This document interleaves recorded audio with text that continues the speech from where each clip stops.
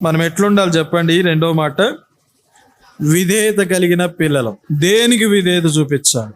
దేనికి విధేయత చూపించాలి? 22-23 వచనాలు.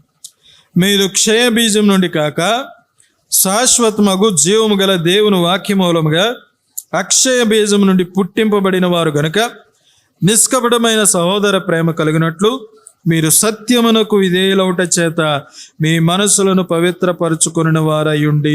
ఇక్కడ చూస్తున్నాం, మనం దేనికి విధేయత చూపించాలంటే చెప్పండి, సత్యమునకు విధేయత చూపించాలి.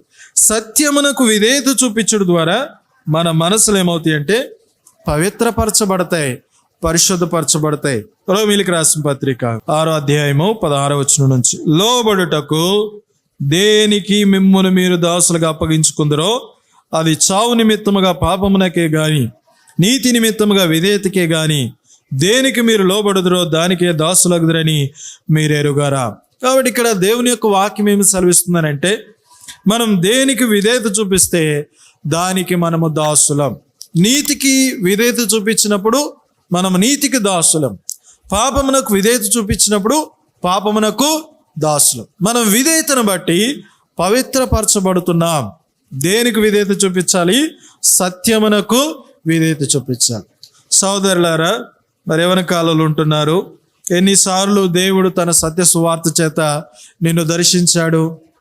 ఎన్నిసార్లు రక్షణ కొరకై నిన్ను పిలిచాడు?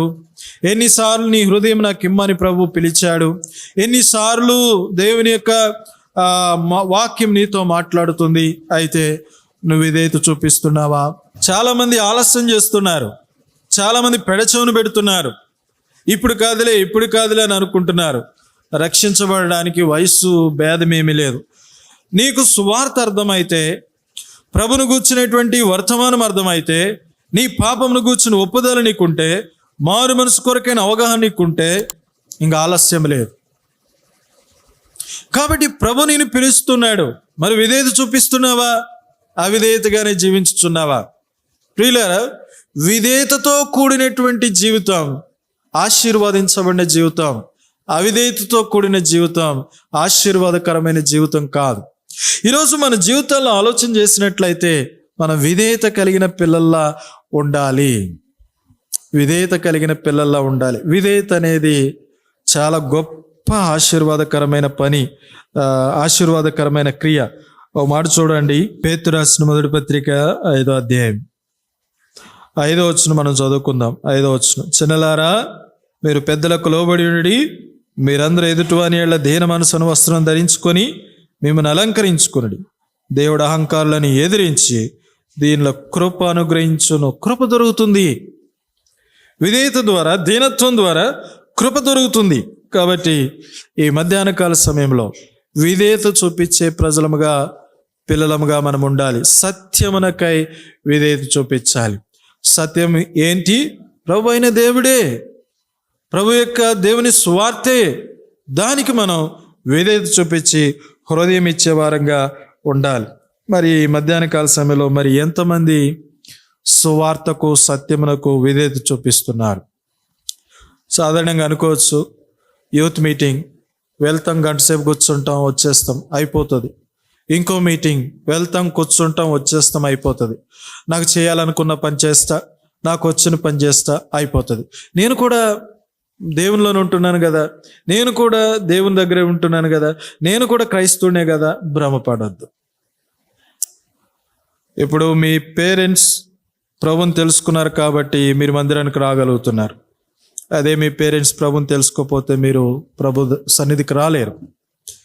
ఇక్కడ వరకు రావడానికి, ఈ అవకాశాలన్నీ కల్పించుకోవడానికి మీ పేరెంట్స్ కారణం అయితే మీరు ఇంకో స్టెప్ ముందుకు వేయాలి. అదేంటి అని అంటే, దేవుని వాక్యమునకు విధేయత చూపించాలి, సువార్తకు విధేయత చూపించాలి. అప్పుడు మీలో జరిగే కార్యం మిమ్మల్ని దేవుని బిడ్డలుగా మారుస్తుంది.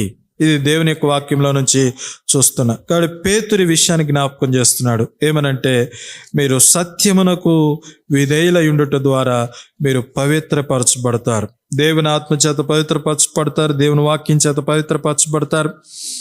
తర్వాత విధేయత ద్వారా పవిత్రపరచబడతారు. కాబట్టి ఇది దేవుని చిత్తం. ఈ ఏర్పాట్లోనికి దేవుడు నిన్ను తీసుకురావాలని చూస్తున్నాడు. తర్వాత పేతురు రాసిన మొదటి పత్రిక 1వ అధ్యాయం 24వ వచనంలో ఇలా రాస్తుంది: సర్వ శరీరులు గడ్డిని పోలిన వారు, వారి అందమంతయు గడ్డి పువ్వు వలె ఉన్నది. గడ్డి ఎండును, దాని పువ్వు రాలును, అయితే ప్రభు వాక్యం ఎల్లప్పుడూ నిలుచును. మీకు ప్రకటించిన సువార్త ఈ వాక్యమే. ఈరోజు నేను పిలిచిన సువార్త గతించిపోయేది కాదు, రేపు పరలోకంలో కూడా కనబడుతుంది. పౌలు ఒక మాట అన్నాడు ఫిలిప్పీలకు రాసిన పత్రిక 3వ అధ్యాయం 15-16 వచనాలు: కాబట్టి మనలో సంపూర్ణమైన వారందరం ఈ తాత్పర్యమే కలిగిందో, అప్పుడు దేని గురించి నేను మీకు వేరు తాత్పర్యం కలిగి ఉన్నడలా అది దేవుడు మీకు బయలుపరచును. అయినను ఇప్పటి వరకు మనకు లభించిన దాన్ని బట్టి క్రమముగా నడుచుకుందుము.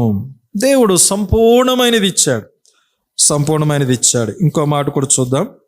కొరింథీయులకు రాసిన మొదటి పత్రిక 13వ అధ్యాయం 10వ వచనం: పూర్ణమైనది వచ్చినప్పుడు పూర్ణము కానిది నిరర్ధకమగును. ఇప్పుడు దేవుడు పూర్ణమైనటువంటిది ఇచ్చాడు, పరిపూర్ణమైనది ఇచ్చాడు. పరిపూర్ణమైనది దేవుడు అనుగ్రహించినాడు. కాబట్టి దీనిని అనుసరించి క్రమముగా మనము నడుచుకోవాలి. ఈ క్రమముగా నడుచుకున్నటువంటి దాన్ని బట్టి పరలోకంలో మనం మెప్పును, ఘనతను, దేవుని యొక్క మహిమలో పాలును పొందుకున్న వారముగా ఉంటాం. ఇదే వాక్యం పరలోకంలో కనబడుతుంది, అదే వాక్యం భూమి మీద ప్రకటించబడుతుంది.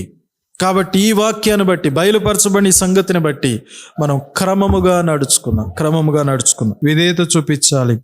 అది సత్యము కొరకైన విధేయత. కాబట్టి ఇంతగా దేవునితో మాట్లాడుచున్నాడు. ఈ రోజైనా ఒకసారి ఆలోచించాయి, ఇంకెంతకాలం ప్రభుకు హృదయం ఇవ్వం? కొన్ని ప్రశ్నలు: ఎందుకు దేవునికి నువ్వు హృదయం ఇవ్వలేకపోతున్నావు? పాపంతోనే జీవించి పాపంతోనే చచ్చిపోతావా? ఇంకెంతకాలం ప్రభుకు హృదయం ఇవ్వవు?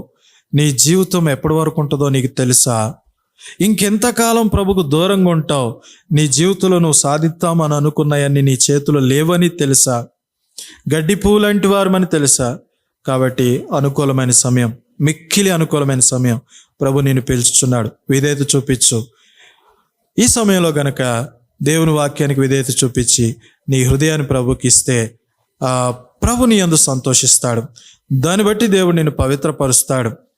దేవుని వాక్యంలో చూస్తున్నాం, రక్షణ కొరకు కొన్ని మాటలున్నాయి. మారు మనసు పొందాలా, పాప క్షమాపణ పొందాలా, ప్రభు రక్తం చేత కడగబడాలా. ఈ అనుభవంలోనికి నువ్వు రాగలిగితే దేవుడు తన బిడ్డగా నేను చేర్చుకుంటాడు. కాబట్టి సంగతులన్నిటి నిమిత్తం ఒకసారి పరీక్షించుకుందాం, ఆలోచన చేసుకుందాం. యవ్వన ప్రాయం మరలా రాదు, నీ బలం మరలా రాదు, నీ సమయం మరలా రాదు. పాడు చేసుకోవద్దు, కాలయాపన చేసుకోవద్దు, వ్యర్థపరచుకోవద్దు. కాబట్టి నువ్వు కొంత సమయం దేవుని సన్నిధిలో పెట్టావు.